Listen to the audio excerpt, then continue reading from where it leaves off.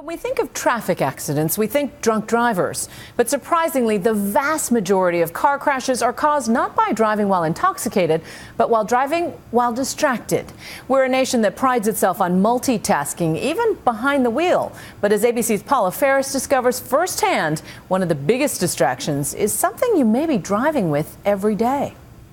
People seem to do all kinds of crazy and potentially dangerous stuff behind the wheel. Sometimes more focused on their chords and cones than keeping their eyes and minds on the road. And this is what happens when they don't. In terms of the crash risk when you're texting or talking on the phone, is that crash risk is comparable to driving when you're drunk at a 0.08 blood alcohol level. There are more than 5 million traffic accidents reported every year, nearly 10 every minute, and an estimated 80% of them are due to distracted driving. But it turns out something you might do every day, driving with kids in the back seat, is an even worse distraction. And one you might not even realize. In a first-of-its-kind study, Australian researchers recently found that children accounted for 12% of all potentially distracting activities, more than talking to the front seat passenger, more than adjusting a seat or seat belt. Quit! Drivers are breaking up fights. Stop it! And calming fussy babies. Laura Lickman's been there. Okay, can you get in your seat, please? As a mom of 2 active twin boys, Laura's experienced the added level of distraction that can often come with pint-sized passengers. I think that my kids are more distracting than talking on the phone, maybe just because I feel more obligated to attend to their needs. It's really challenging to just do the task at hand and just drive. Doing good?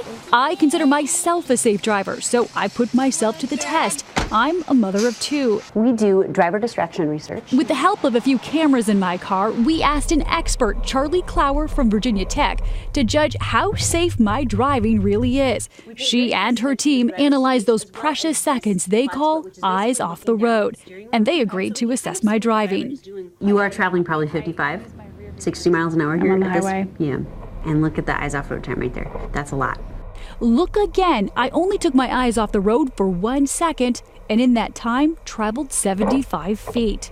Watch as I grab a snack wrapper. Point out sights. And grabbing your cell phone and look at the eyes off road time right there. That's a lot. I didn't feel like I was doing anything wrong. The only thing worse than driving with distracting kids is using a cell phone at the same time. Texting and driving is illegal in 39 states, including New York, where Police Sergeant Joel Cordone hunts drivers who may be violating the state's handheld cell phone and texting ban.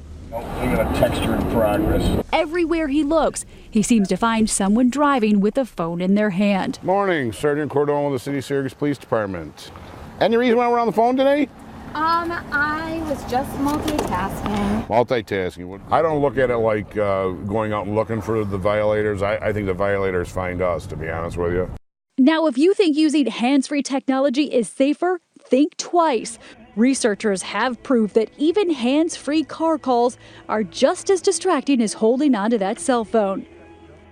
Here's your brain with no distractions turning right, the orange area representing activity in the part of the brain that controls vision and alertness. But turning left against traffic requires substantially more concentration, and your brain nearly short circuits trying to talk, drive, and make smart decisions at the same time. The energy used to process vision is instead diverted to an area that's processing the conversation, which could explain why this man on his scooter is nearly hit by this woman talking on her cell phone while turning left.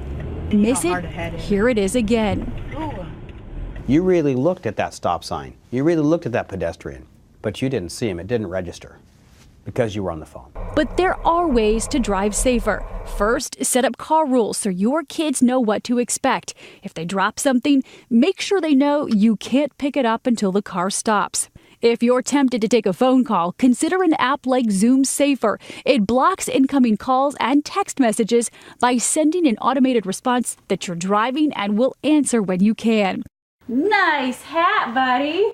And if you can't feed the kids before you leave, keep a snack bag close by. One of the few things I did right. How would you rate my safety skills? I would rate you 5 to 6 out of 10. 5 or 6? That's a failing grade. The rearview mirror is kind of bad. It The is? rearview mirror is kind of bad. Okay, I'll work on that. For Nightline, I'm Paula Ferris in Blacksburg, Virginia.